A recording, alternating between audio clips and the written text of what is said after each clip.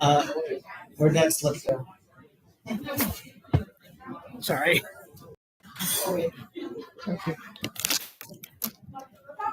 But yeah, let's do that. Then everyone outside will know.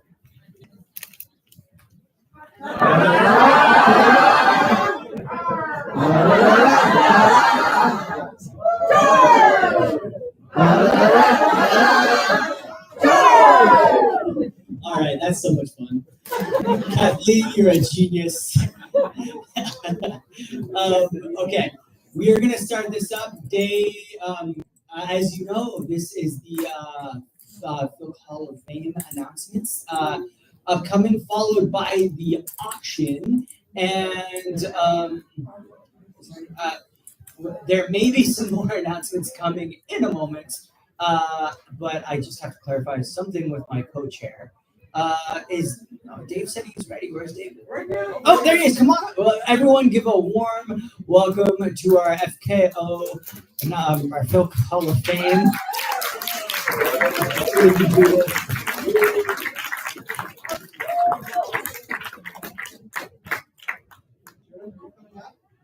coming back.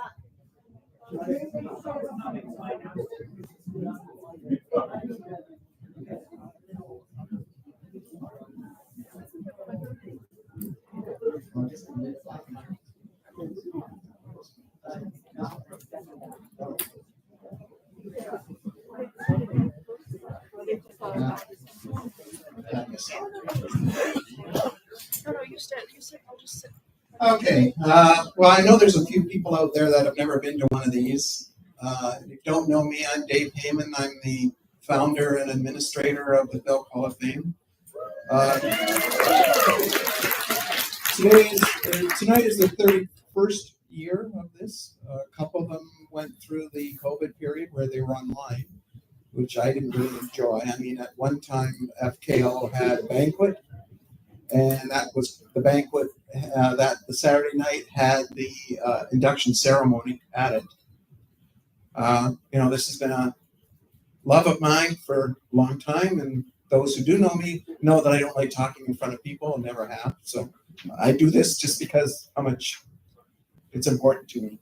The one thing I'd like to talk now. The one thing I want to mention first is it's jury.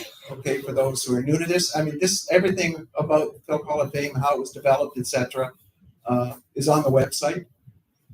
How it was first developed, what steps went through, etc. And except for the first year when the FilKOntario Concom picked the inductees, and at that time the Concom consisted of Howard, Heather, and Judith and I. That was the FilKOntario Concom at that time in 1995.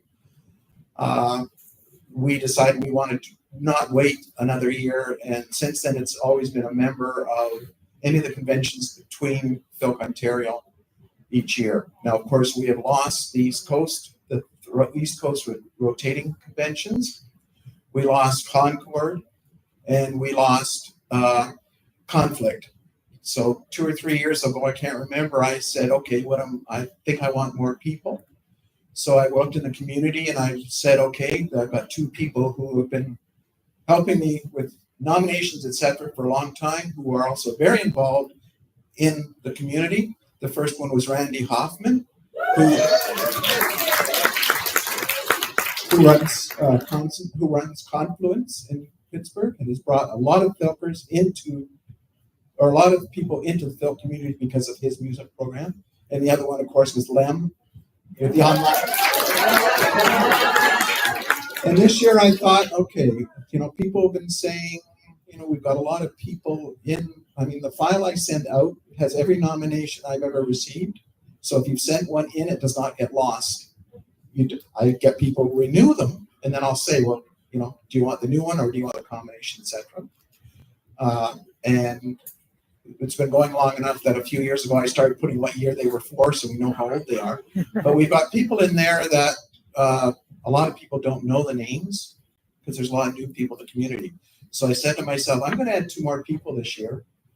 And so I said, okay, Nick to the jury. Nick Smith used to be for Concord.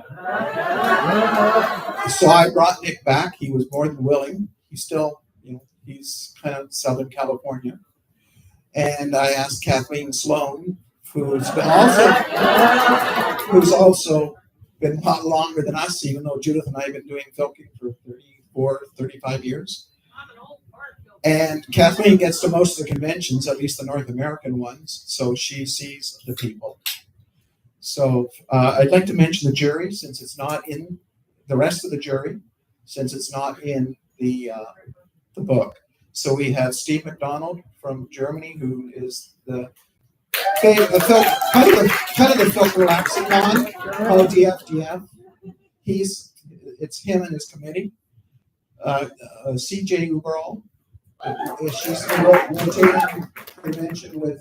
She's in Intermezzo, I think it's called, which is the rotating one with FilKOntario. Mark Peters, who's the spokesperson for OVFF. Rob Wynn, who lives on the West Coast, is for Phil. Alex Wittenberg, who is from the East Coast, and was at one time when they were hoping to start a Northeast con called Northeast NE Phil, and that one fell through because of COVID. So, but I've asked him, and he stayed on every year. Mike Whitaker is this year's from the British Con. That one changes every year. And Mike, of course, is an inductee. Sonny Larson was always from Conflict, and she's been great to say she wants to continue it. As long as she wants to continue it, I'm going to have her. Alan Thiessen. Alan Thiessen for Consonants. And now Aaron is for FilKOntario. And with I'm now ready to start, and first of all, I'm going to ask Kathleen. I am first. I didn't know that I was going to be first until a little while ago. Any of you who know me very long know that I cry at conventions at the drop of a hat. So I always think, oh, I'm not going to cry this time. So who knows? There's at least a 1% chance I might not cry. 0.5%. It's going low. So is inflation. Cheshire Moon.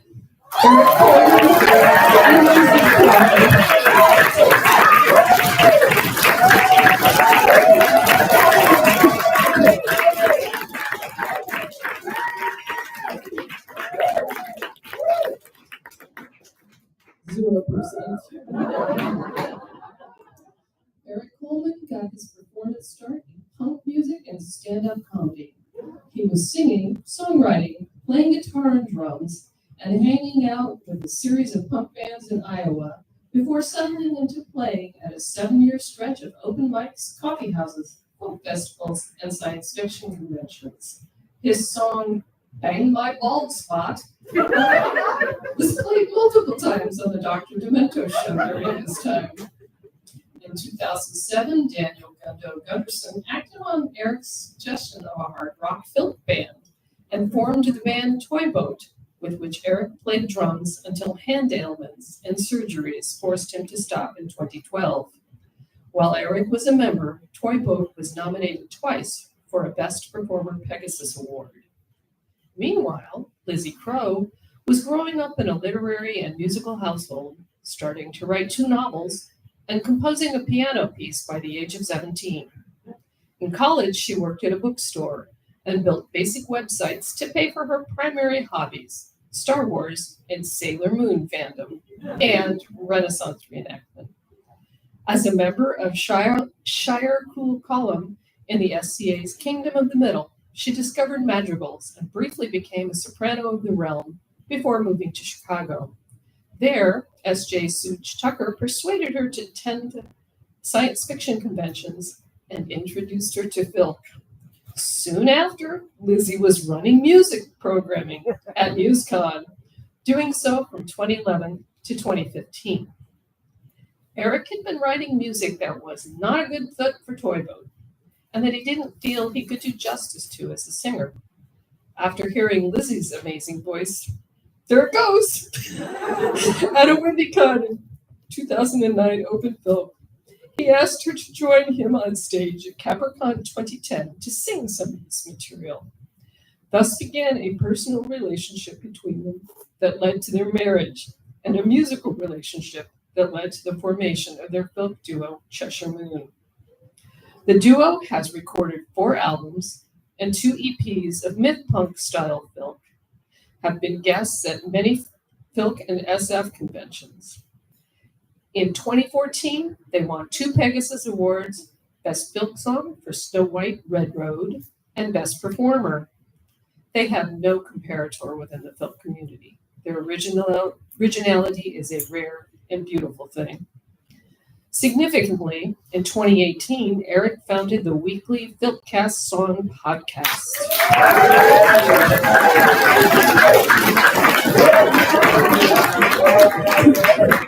Which has allowed listeners around the world to hear live and studio film recordings from the last half century, many of which are so badly out of print that they are considered an obtainium. For over 6 years and almost 300 bi-weekly episodes at the time of this writing, Eric and Lizzie have been hosting FilKcast and bringing a huge swath of the collective filk songbook to members of the global filk community who would otherwise not have had an opportunity to hear it. For these contributions to filk music and the filk community, Eric Coleman and Lizzie Crow are inducted into the Filk Hall of Fame this 5th day of April, 2025.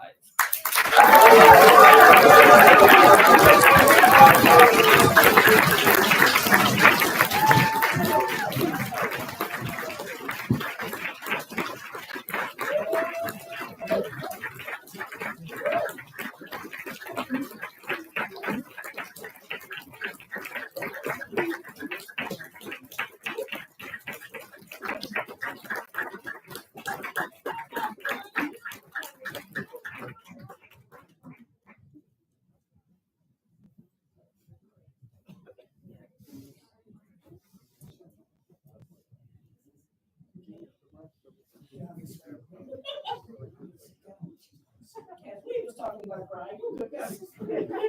You're making us cry, you're not So we were driving to CapriCon when we actually got a message from Elise Middleton from Chicago saying that Rob Wynn had asked for Eric's phone number. And we're like, Rob Wynn? Does he have to do with gefilt? Why does Rob want to get a hold of us? And as we were driving toward Chicago, Eric looked at his phone and was like, oh, I have a voice message. Oh, it's Dave Hammond. It's the call at your earliest convenience. And if he had not left us that voicemail, I wouldn't have believed it. But here we are. And this is incredibly humbling and surreal and just a little bit terrifying because now, as Kathleen mentioned, I have to get through this without crying, tripping, or doing something that's going to end up on YouTube in the worst ways. First, to the selection committee, thank you. I don't know what you were drinking and or smoking at the time when you came to this decision, but whatever it was, please keep doing it. I am honored beyond words, but don't worry, I wrote down a lot of them. As Kathleen mentioned, I was so fortunate to grow up in a house full of music lovers and music makers. And my love of music actually started before I could walk. My mother was a concert pianist, and I was able to crawl under the upright piano that she would play nearly every day. And I had my back up against the soundboard, and it felt like her music was pouring into me physically. And that was the beginning of my journey. So thanks, Mom. And my dad was a huge music fan. He introduced me to so many artists. Whenever he was driving us anywhere, he would have something good on the radio. He would have, the quote oldie station, which at that point was 60s and 70s, and is now things like Bush, and I feel old, but that's okay. But this community has actually given me so much as a person because, as Kathleen's wonderful song "Take It Back" mentioned, I was one of those kids who was told I wasn't good enough. I was one of those kids who was told that I needed to get a real job and that music wasn't it because I wasn't, virtuoso level or what the crap ever. And this community allowed me to share that part of my heart. And for that, I will be forever grateful. When I was 16, I started playing the violin when I was 9, and when I was 16, I developed TMJ, and so I had to give it up. And I did not realize at that time that there were other ways that I could hold my instrument. And it was not until a mini-con where I actually saw another fiddle player holding their instrument in a way that wouldn't hurt the area of my head that was injured. Phil gave me back my instrument, not just my voice. And so this honor, of course, is not mine. I get to share it with the love of my life, my music partner, and my partner in crime. And I would not have it any other way. And to the version of me that started this journey, I know you have no idea what's in front of you, but it's good. Keep going. And so that is what I say to everyone tonight. We are all in this together, and we are here to support each other. Thank you all so much. I love you all.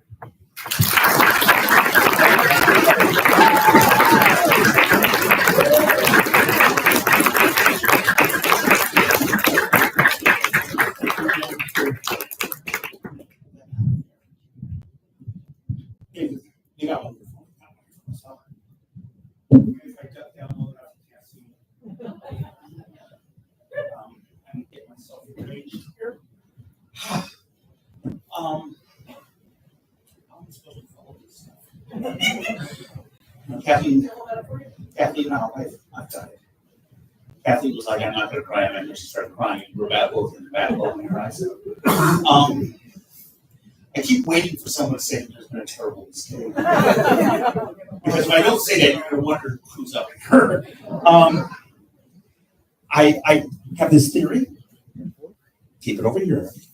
I have this theory that the FilKONtario community has gathered together as a group, decided to grab my imposter syndrome by the scruff of its neck, haul it into the alley out back, and give it a good thrashing.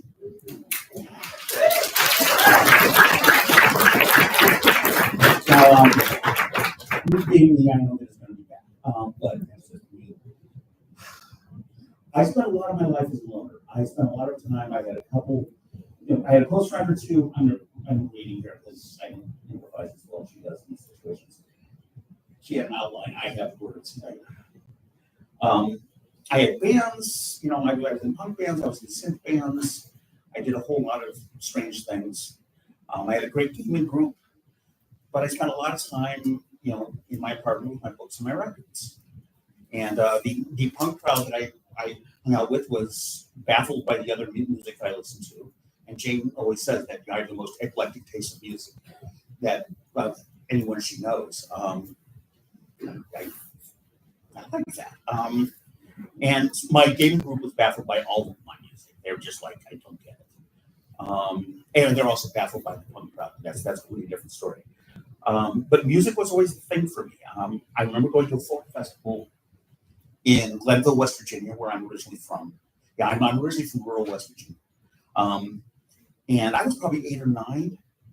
And this, what looked to me at the time was like a grandfather and his 3 grandkids, a couple of whom weren't much older than me, showed up. They had these starched white shirts, and they had matching cowboy hats and cowboy boots and bolo ties and pressed jeans. And he played guitar, and they played mandolin and fiddle and banjo, and they tore the place up. It was amazing. And I was hooked with music, and that was it took me a long time to get it right. I was because I've been crying, my nose is running. When we moved to Iowa, where we live now, and I lived for a while and then moved away and then moved back. My parents found other faculty members who were into folk music, and I used to go to a lot of folk sings when I was a kid. That's a little important later, because it made something kind of familiar to me. And At the same time, my brother started listening to a lot of, kind of out of the mainstream music. And so, I heard Jethro Tull. I heard a student of my dad's, my dad taught theater. I got a degree in theater. Watched us for a week while my parents were gone, and he brought a bunch of his records. And Frank Zappa, for a 12-year-old, kind of does crazy things to your head. And that guy Mike has a lot to answer for, and I thanked him many times over the years. We spent a year in London when I was a teenager. I immersed myself in music and theater. I saw every West End show, and I saw a whole bunch of concerts. And when I came back, I kept buying music magazines. There was a couple of things that covered the British scene. And about a year or so after that, the whole punk thing happened. I ended up being the drummer in Iowa's first punk band, who didn't play any shows until they got a drummer who could play.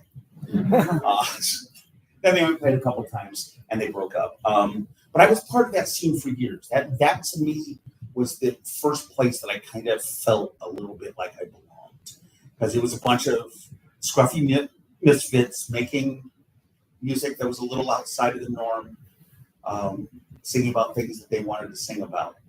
And it's also made some things a little familiar later on. There's a whole lot of similarities between the early punk scene and the folk community. I played in bands. I moved to Chicago. I didn't play in bands. At one point, I didn't play in front of an audience for 17 years. I was raising kids. I was busy. And Labor Day 2000, my now ex-wife booted me out of the house one night, nicely, saying, "You're miserable. You're not playing.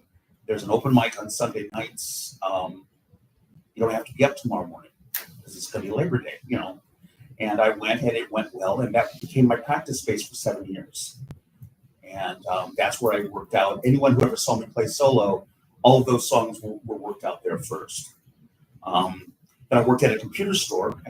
I wandered into fandom by accident. I worked at this computer store, and they set up a computer room at this thing out in the burbs. It was Windy something. and said, you can go out and get paid for like 12 hours on Saturday by watching these computers. I said, okay, well, the whole convention thing sounds kind of silly, but I'll get paid for 12 hours. And Friday night, we were open for a little while. I went to a party. They dragged me out to a party. I was just going to stay in the room because that's where I was sleeping. And I ended up sitting on a couch next to this guy, and we started swapping awful jokes, terrible puns. It was brutal. People were throwing things at us. And that was my first encounter with Filker. I didn't know to look at badges then, but it would have said something like "gang." And then I also found out that I just spent 25 minutes jamming with one of my favorite writers. I was like, what is this Filk thing anyway? And I wandered in. Jan used to think that I would come in and I'd play a song and leave. And I would go in, I'd sit for like 2 hours, just sitting there, just terrified. Because I was like, no one's going to, my stuff, is kind of wise ass singer songwriter stuff. It's not going to go there. And I went, oh, they don't like my jokes. And just started listening a bit more to the music. And then back to my speech, I've been improvising a little bit here.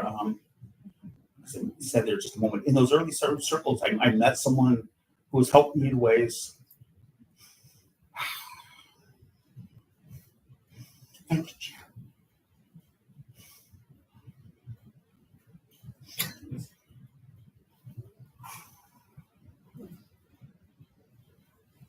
Jan did a lot for me.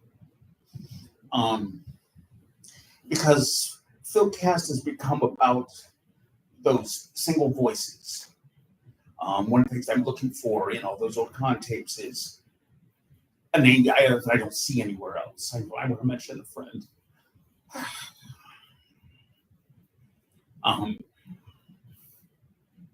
me a second here.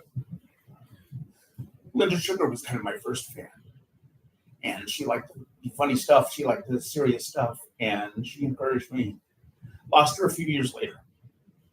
But I wanted to mention her because that was a filter. That was part of us. I started making friends, which is weird. Because, I never had a lot of those. I had a couple of really close friends, and suddenly I have a whole lot of close friends. One of the best friends I've ever made. Getting Toy Boat going did terrible things for my social life. It actually gave me one. And I went to my first OEFF, and I did a lot of things wrong that weekend. Fortunately, I'm the only one who seems to remember them. And I found myself in a society where the qualification of membership is wanting to be a part of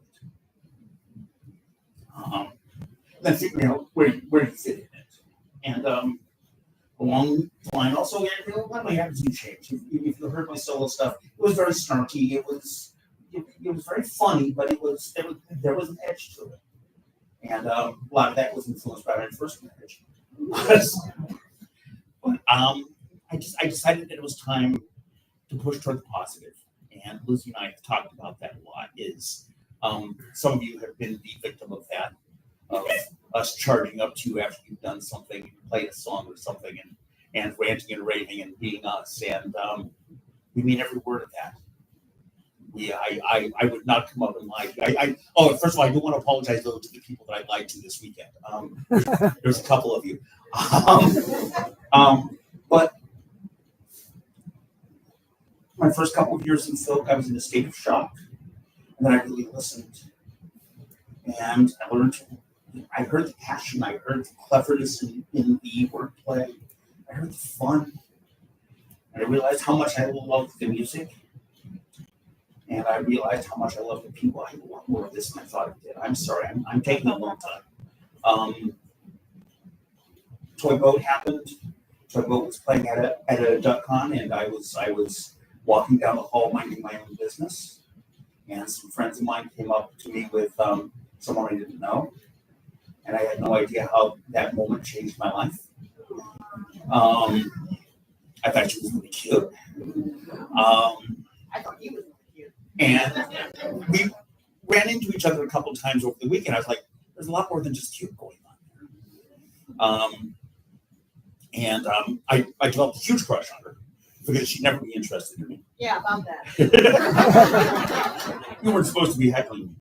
Yeah, like I can keep you from doing that. We played at cons. We got invited to cons, particularly OBFF in 2018, and Harold Stein was supposed to be there, and he was too ill to attend, and he passed a few days later. We had talked on the way home about doing a podcast because Filk Radio had kind of faded, and there wasn't an online Filk presence anymore. And so it's like, I got enough to maybe do a few months of this. I had a fairly decent collection at that point, but it wasn't enough to really keep it going.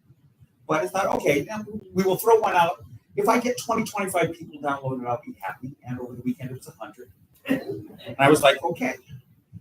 Didn't expect it to last. And as he said, or as she said, we're pushing 300 shows now. And along the line, we became part of people preserving the Filk tapes and the old music. And I was digitizing tapes and contacting people. All that stuff is going to eventually go to Mirage, and it's going to go to Bowling Green. My goal is to I asked the Suttons for some tapes, and Bill said, "Here, hold my beer." and they gave us like 100 tapes, and apparently they now have like 100 more waiting for us. Yeah.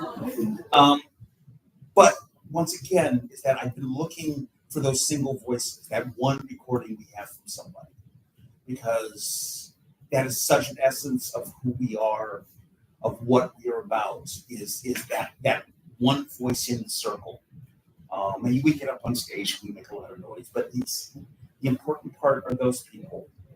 And so we're trying to make sure anytime I see something like that, we play it on the show, because it's important that they survive, that they be remembered. I want to thank the committee. I don't know why you did it, but I'm glad you did. I want to thank all the Filkers I've hung out with and chattered with. I want to thank all the voices that I've heard in Circle over the last 23 years. I want to thank the dear friends I've made.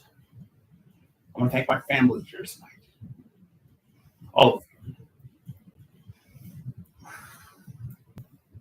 Thank you for giving me a place to belong.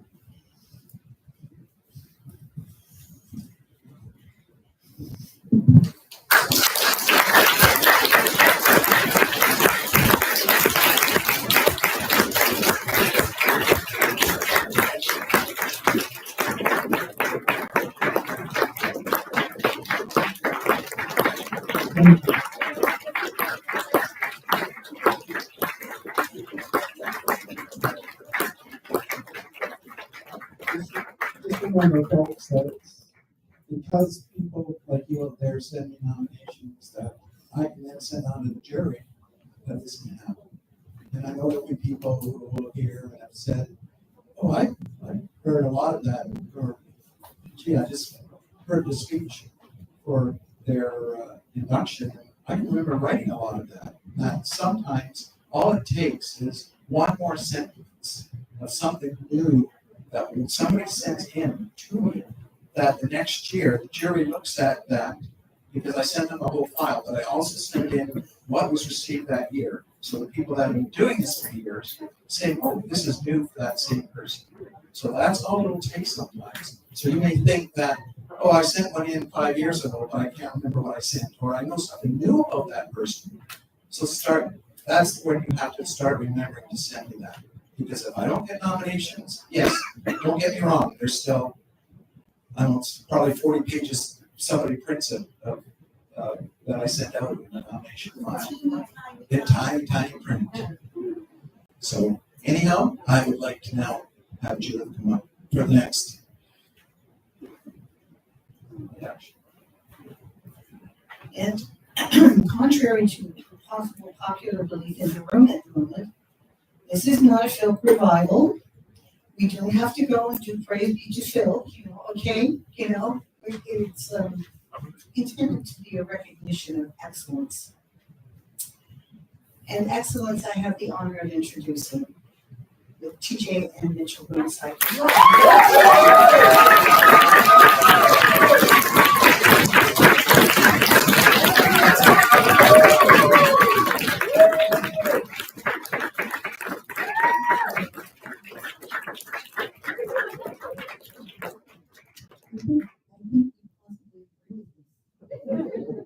TJ and Mitchell are one of the Philk community's best known couples and have over 80 years of fan and Philk experience between them.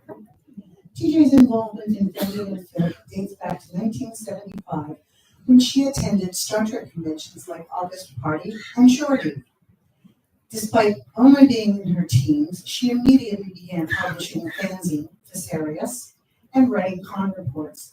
Singing, songwriting, and performance followed soon after, if not before. With Linda Melnick and Sheila Willis, TJ formed Technical Difficulties, one of the first folk groups, and all-women folk groups at that. Their close harmonies, their arrangements of classic songs like Julia Ackbar's Blingy Hawk, and their own compositions set a standard of excellence and served as an inspiration to other groups that followed them. Their two recordings, Please Stand By and Station Break, set a high standard for the time and remain among the best recordings produced in the community. They drew people into folk music with their polished performance. TJ holds 2 individual Pegasus Awards for Lullaby for a Weary World and Weekend Only World, and the Best Performer Pegasus with Technical Difficulties. She's also been nominated for Best Writer-Composer and for her song, I'm Robin Hood. Mitchell is an engineer and rocket science who discovered Philk in the 1980s, starting with Marcon, while stationed at Wright-Patterson Air Force Base near Dayton, Ohio. He's possibly best known for the classic parody Falling Down on New Jersey, which won the Best Classic Philk Song Pegasus in 2007. Other notable songs include the original Red Star Rising, a truly ominous song, which was nominated Best Song in 1989, and Spies to the Tune of Lies, which he claims has a secret verse he was only able to sing once to Jordan Kerr while in a skit. a sensitive compartmented information facility. He also won a Best Performer Pegasus in 1990 and has other nominations, including twice for Best Writer and Composer. TJ and Mitchell have performed at many conventions and been guests for several, including the first concertino in 1992, the second NEFIL convention ever, and Conflict 9. They were Toastmasters for OVFF 26 and Cantata 7, and guests of honor at GEFILC in 2025. Their children have carried on the family tradition of music and have joined TJ and Mitchell on stage on occasion. I would also add they were the guests. No, they weren't the guests. They were just attended very first FilKOntario, where I was a very obnoxious fan in the front row. That's not in the citation, okay? For many years, TJ and Mitchell performed separately. More recently, they have begun to write and perform together. The outcome is delightful. For these contributions to Filk music and the Filk community, TJ and Mitchell Burnside Clapp are inducted into the Filk Hall of Fame this 5th day of April 2025.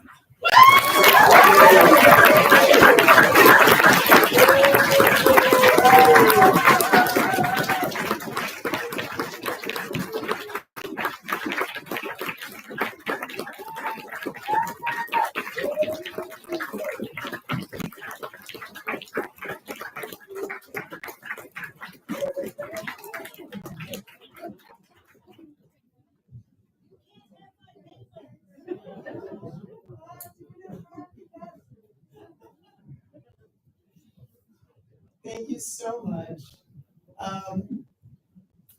We honestly never thought this would happen because we thought we had reached our peak back in the 80s and 90s. When we first met, it was 1987. We actually met at the OVFF where Bill and Brenda Sutton got married. And that was the first time we laid eyes on each other. And I think one of the funniest things was that we each recognized each other's name on the upcoming convention guest list. And I said, "Oh, Mitchell Clapp, yeah, I've heard his stuff. I'm looking forward to meeting him."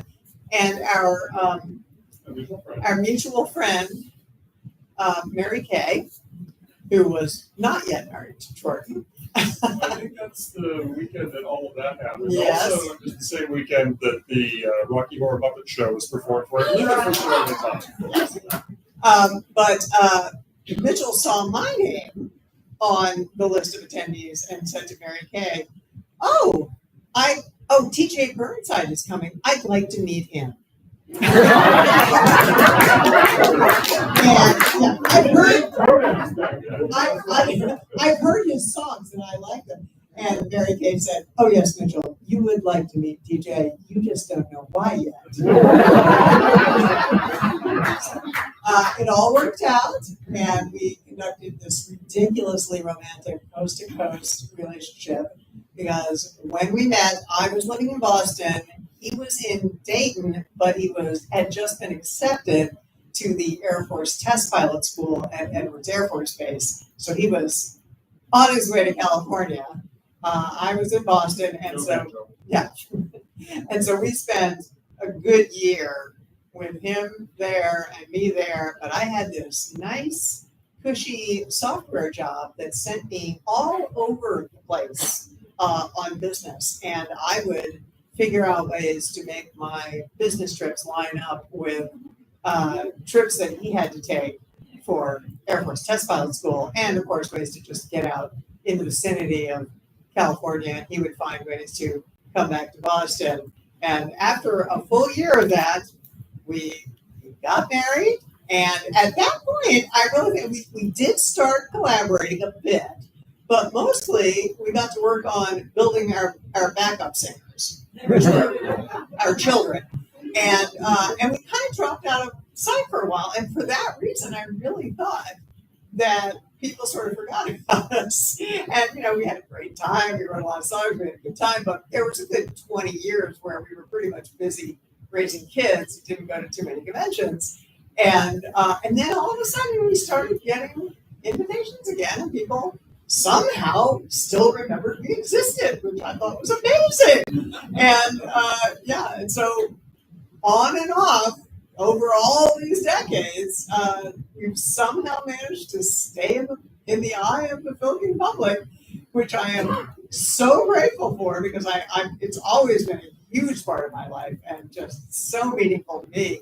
And this recognition is just so incredible. I really never thought it would happen, and I am just stunned and delighted, and I could not be happier than to be here accepting this honor in this room full of my favorite people that have been so much a part of my life for so many years. Thank you so much.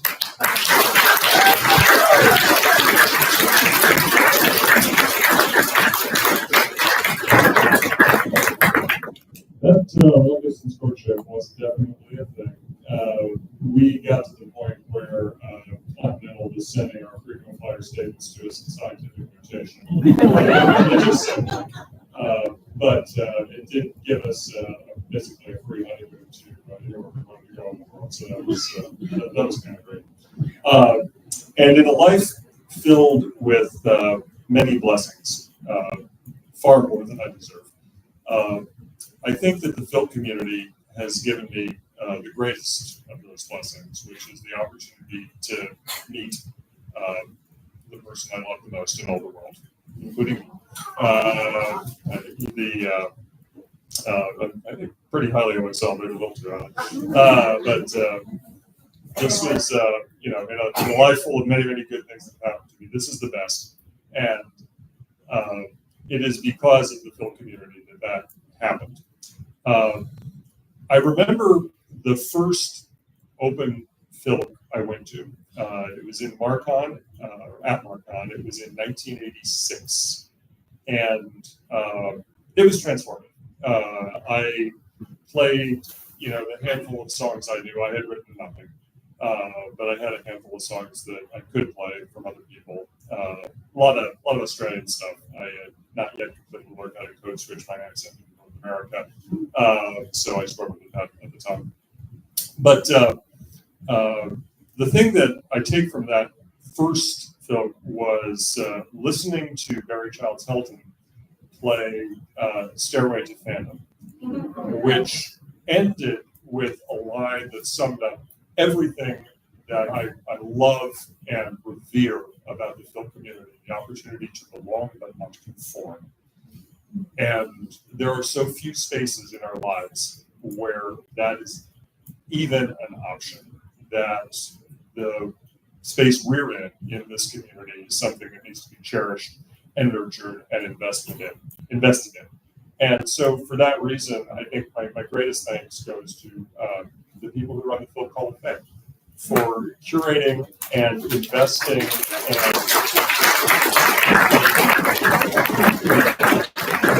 this wonderful community that has grown up. It doesn't happen accidentally.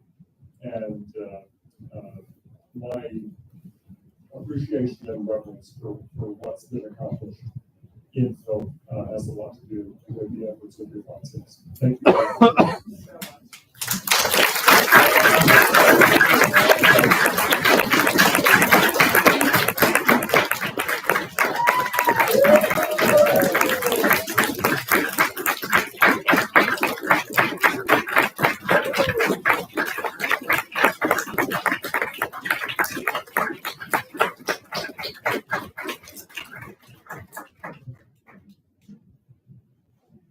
Okay, TJ, that was truly lovely. I thank you.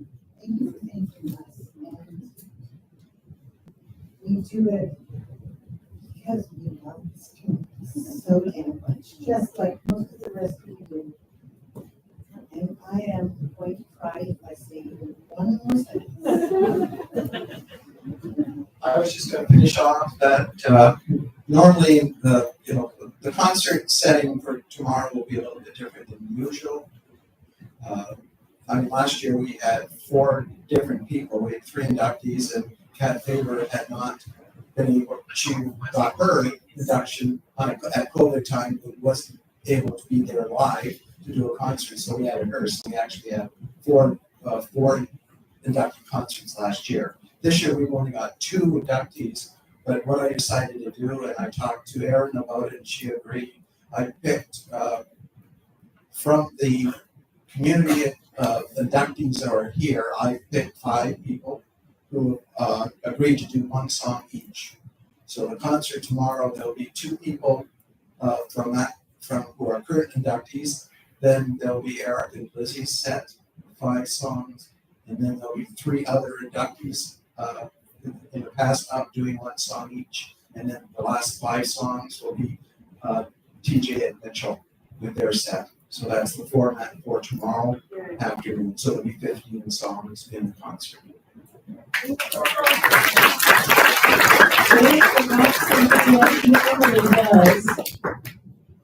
the beginning, this was a little rushed for us because of the dinner break and blah, blah, blah.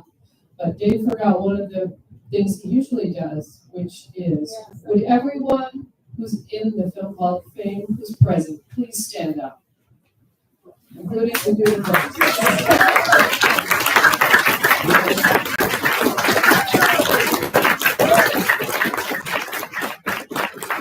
all of you, think about the people around you who are not standing up.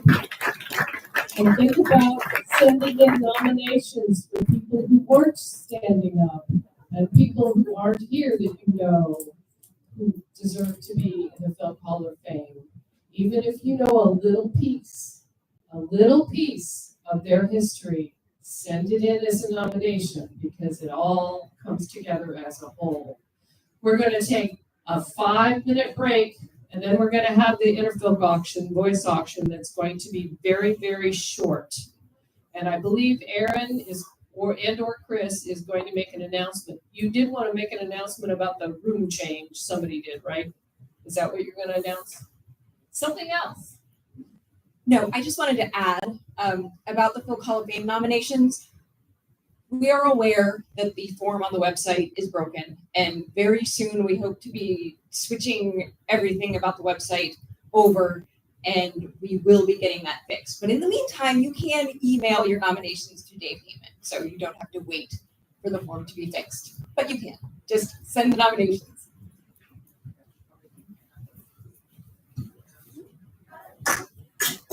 It's empty.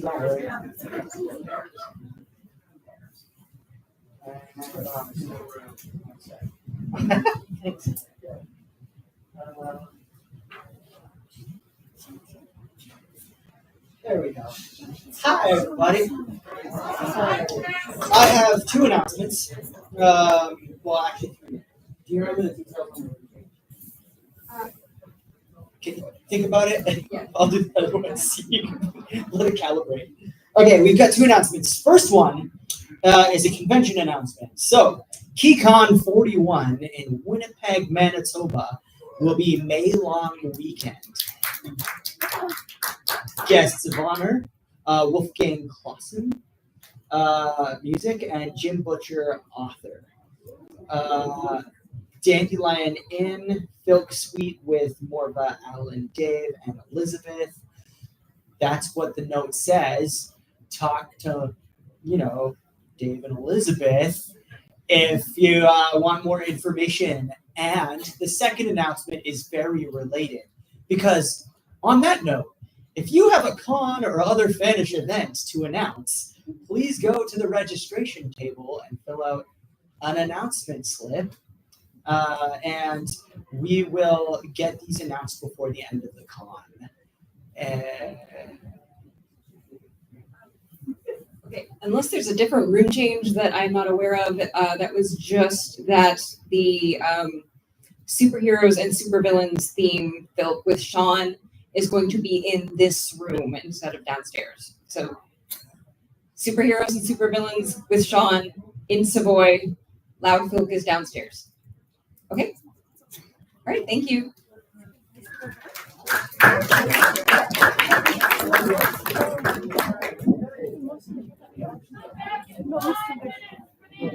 Five minutes. That is 5 minutes.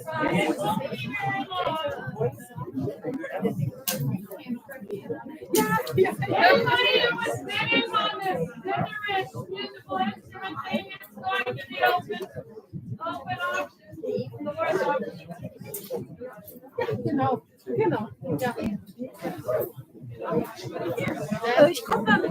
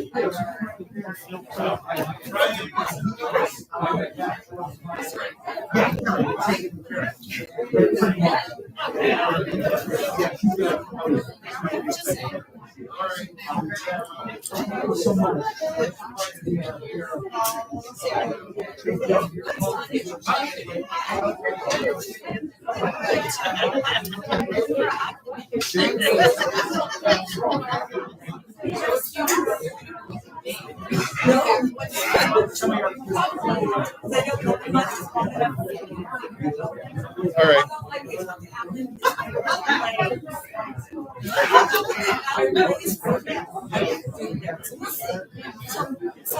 It's not as strong.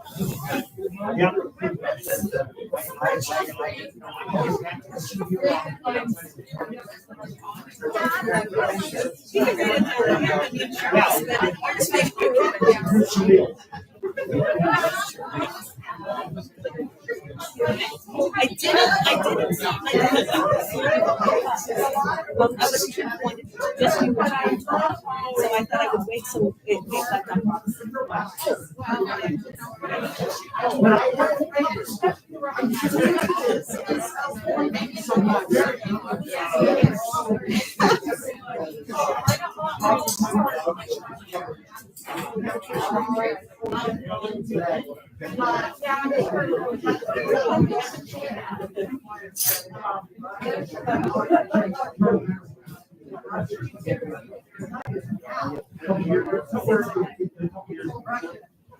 that's hardcover price of and also I bought 5 books while I was there.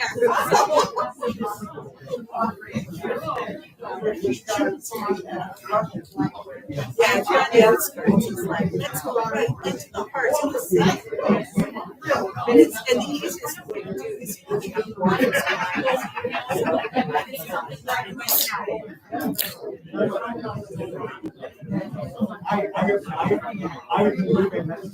although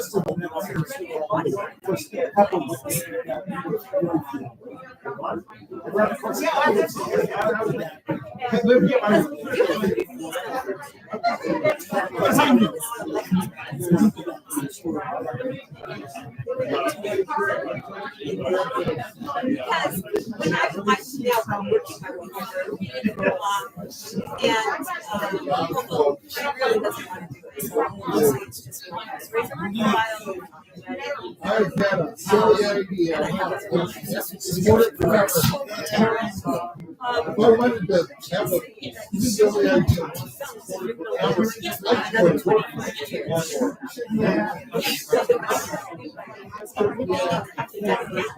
This is intensive. I don't want to do it. For a day, but so I feel she's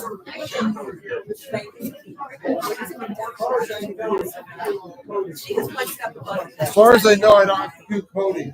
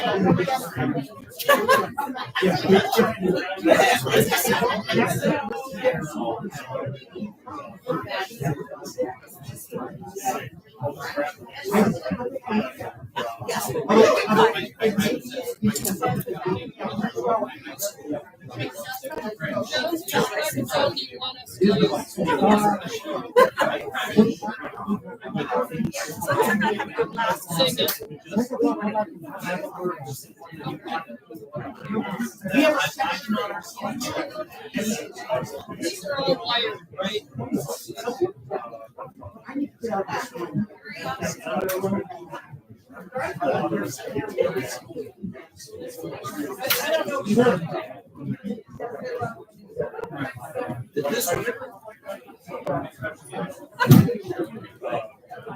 Well, it's not like he doesn't have a mouth.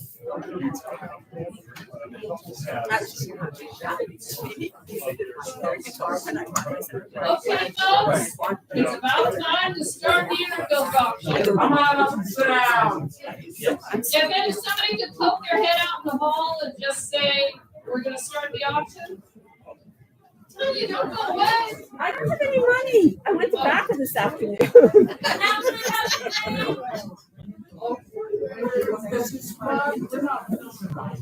Besides, we just bought a whole bunch of books from you guys.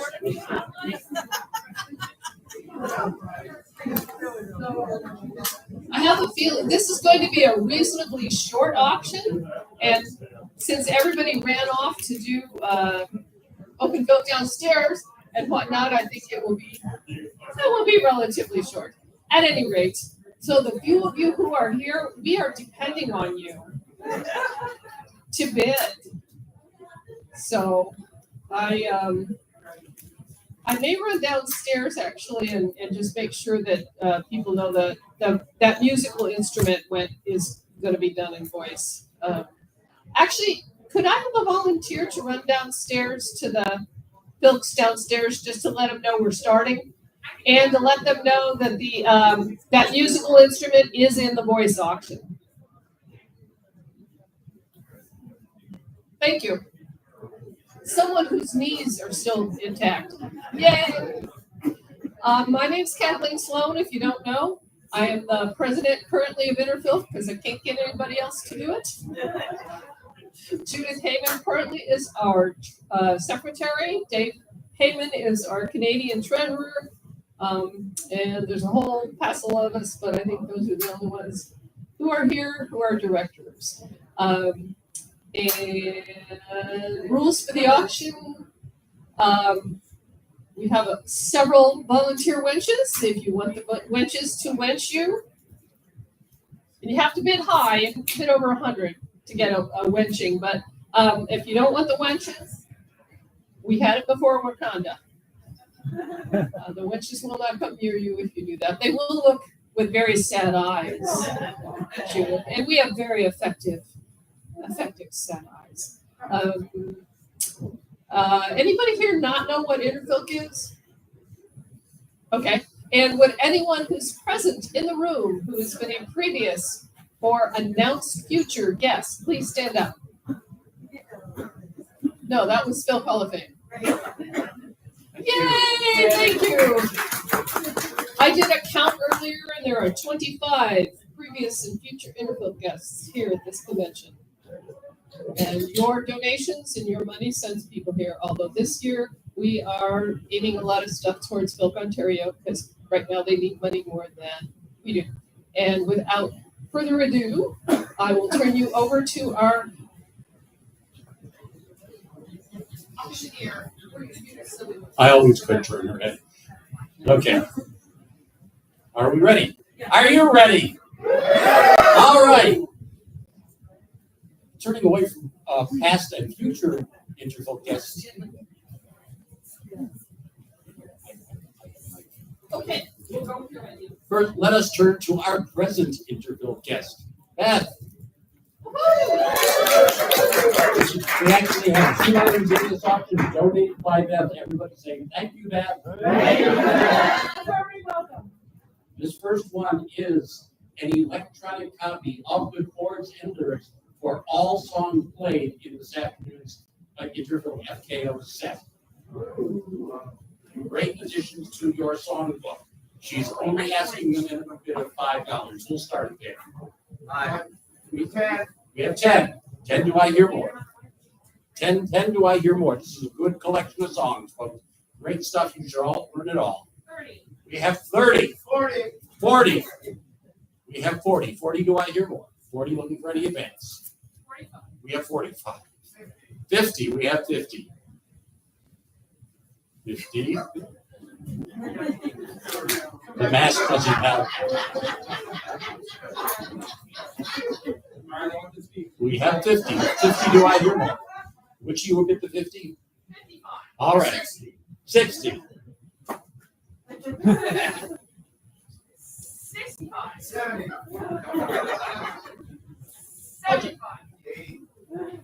I'll just stand here. We have 80. 90.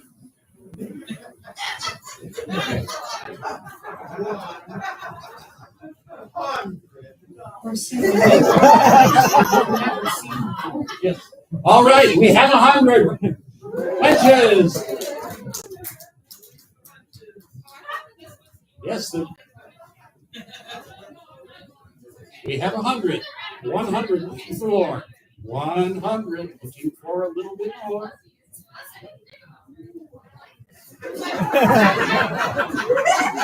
Kathleen, I'm sure it's great, but don't lose focus. 101.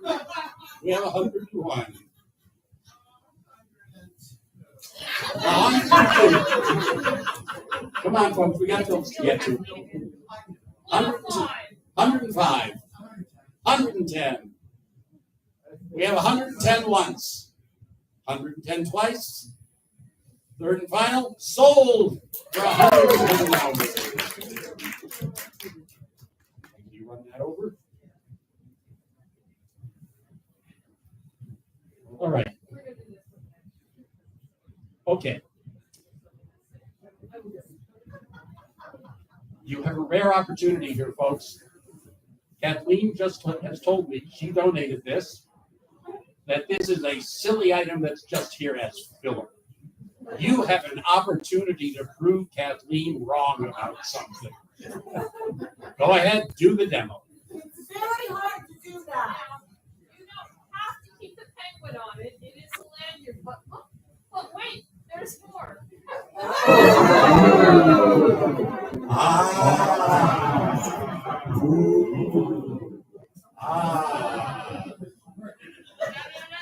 She's only asking a minimum of $2. We'll start it.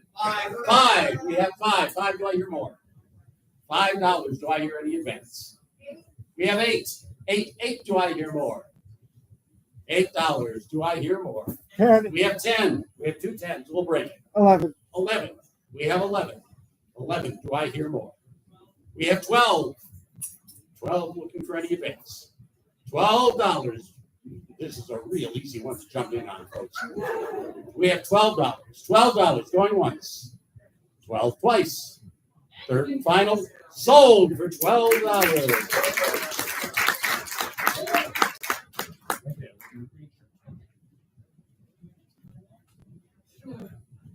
What have we got? Yes. Here we have, and thank you, Lem, for giving me one of these earlier. Donated by Dave Garland, a handmade button. This is handcrafted, and it says, get this right, I'm sorry about the president. I wrote the quotations. It's a collaborative effort here, folks. Lots of effort went into this. We do not have a minimum on this. Full start be $1. We have 2. We have 5. We have 10. Where was the 10? We have 15. Where was that 15? Back there. Okay. 15. 15. Do I hear more? $15. Any advance? $15. $15. I know everybody's taking a financial hit this week. But think of the satisfaction. $15 going once. That's true. Just A little bit in the last 2 days. That's great. And I'm we have 15 going once. 15 twice. Third and final time. 15 to the gentleman in the back.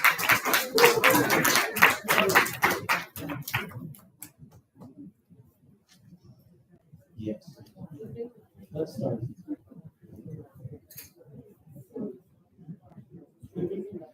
We have an Angry Bird.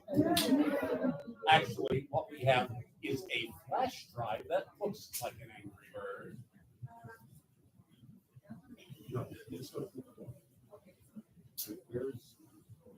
Yes. I'm sorry, it's late and I'm tired. Sean, how do you pronounce your last name again? McGahee. Donated by, yes, Sean, our toast, yes, FilKOtario, excuse me. Which con am I at? FilKOtario, Sean McGahee. This flash drive contains everything. 7 albums plus demos. It is priceless. There is only one of these that is going into the auction here. Full start at 20. 20. We have a couple of 20. 50. We have 50. 50 do I hear more? For 7 albums worth of material. Plus more. $50. Do I hear more? Oh, 100. We have 100 in back. Who said that? There we go. Randy. Wenches. I believe the second last bit came here. We have 100. 100. Come on, you jumped in first. You're going to let them scare you? 100. Excuse me. 100. Do I hear more? 150. We have 150. 150.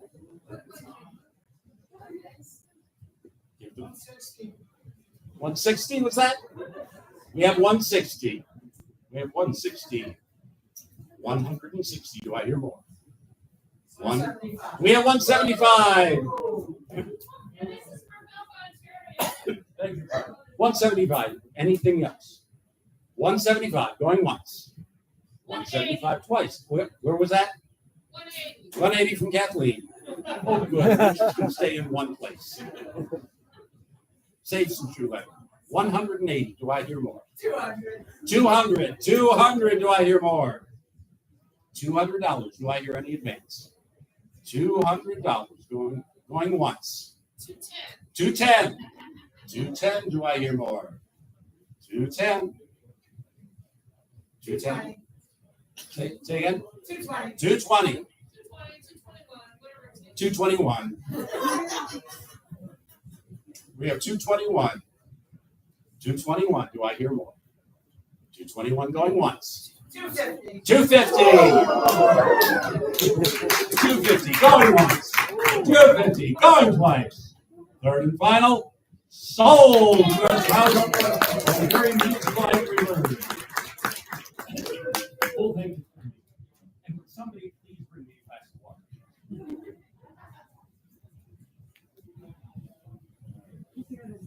All right.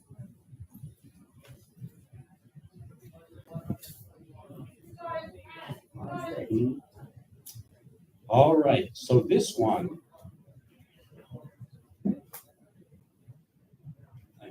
so much.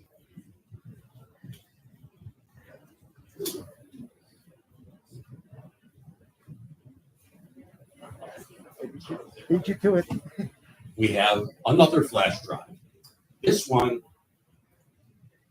I'm sorry, would somebody explain this to me, Kathleen? It says donated by OVFF, comma, Mark Steve McDonald. Mark Peters and Steve McDonald.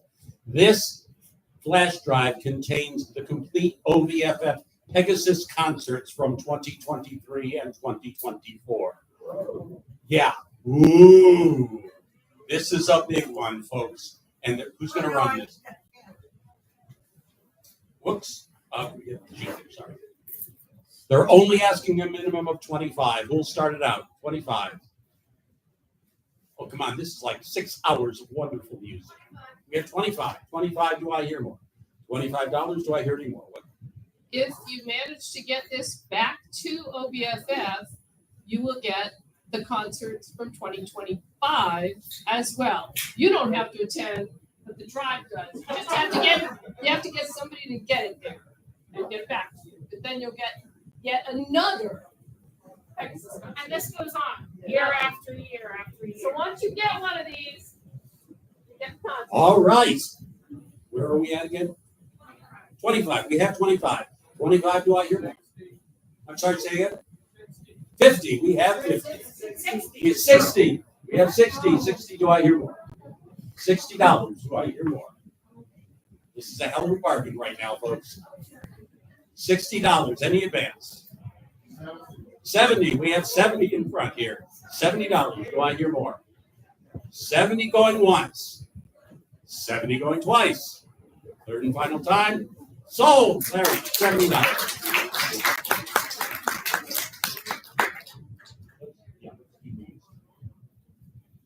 Okay, what we have here is the one item that was not designated for voice in the first place. It made it into the voice auction because it already has 7 bids on it. This is a Mark Solin. Is that the correct term? Mark Solin. Mark Solin, donated by our guest of honor, Alyssa. It comes with instructions and music. It started at a minimum of 10. Currently, Liz Bennett, is Liz here? You have a chance to steal here. Currently, Liz Bennett has the top bid at 55. Price per string, that is really cheap. Do you want a quick explanation? Yes, but could you come up and give us a quick demonstration? I can't do a demonstration, but I can explain. So it's basically got strings that are meant for strumming, as well as strings that are meant to be bowed. So you would be doing strumming and bowing with opposite hands to get kind of multiple sounds. These strings are higher sets. You wouldn't get them to strum. Do not be intimidated. You can do this. We are currently at $55. Do I hear any more? 55, any advance? 55 going once, twice, 55 for the third and final. Sold to Liz Bennett for $55. I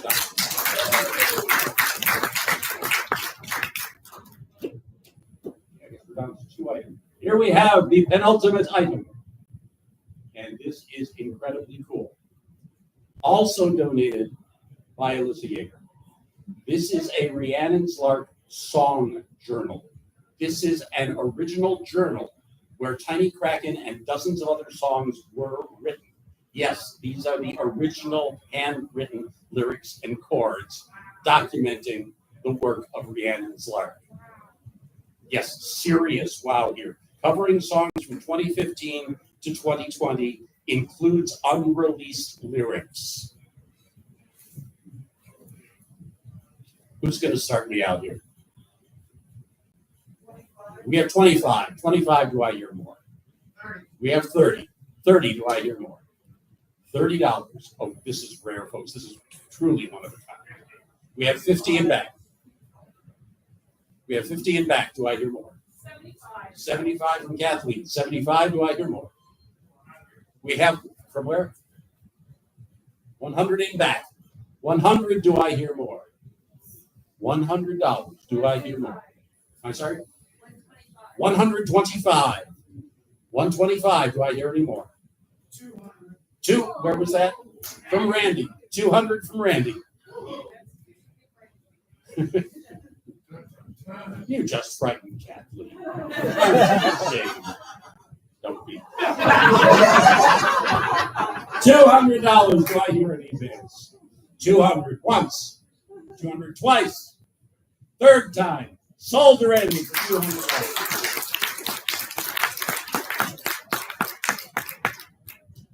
And ladies and gentlemen,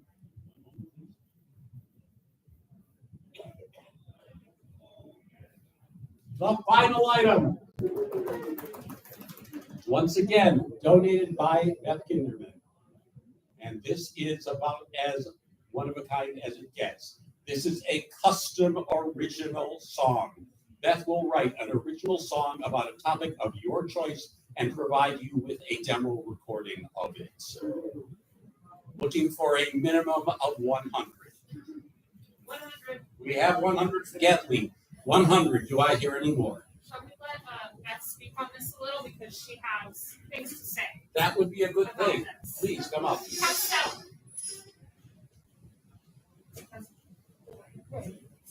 Yeah, so I've offered these for Kickstarters and so forth that I've done in the past. And I stopped doing them very often because I try really hard to write something good for you. It may take time, but I will try to write something that will be something that makes you happy and something that makes me happy. And I reserve the right to release it on a future project, but you'll be the first one to hear it. If you need an example of the types of songs that I have done for this in the past, Perennial, the opening track on my new album, was a custom song that I wrote for someone. So that's the level that I am shooting for, something that I would feel happy doing a full production of and releasing. I'll work with you on it. I'll try to incorporate everything you want. It can be something on a fanish topic. It can be something on a personal topic. It could be a gift for a friend. We'll collaborate. We'll come up with something good. And at the end of the day, I will try to give you something you're both proud of. I call that a very effective thing. We are currently at 100. 100. Do I hear any advance? 100 going once. 100 twice. 110. We have 110. 110. Do I hear more? 125. 150. 150. Do I hear more? 150. It's at 150. 175. 175. 175. Do I hear any more? We have 200. 200. Do I hear more? 200. 200. Listening for more. 200. Going once. 200. Going twice.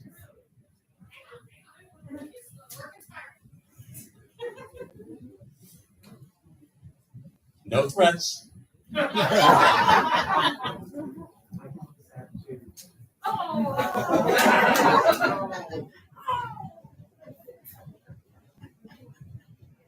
200 for the third and final. Sold $200. Thank you so much. And that concludes the auction, the voice auction tonight. Lots of other items to bid on. Please check out the tables and put in some bids. Meanwhile, go Phil. The silent auction closes at 1:30 tomorrow. Please bid for FilKOntario and so that we don't have to take stuff home.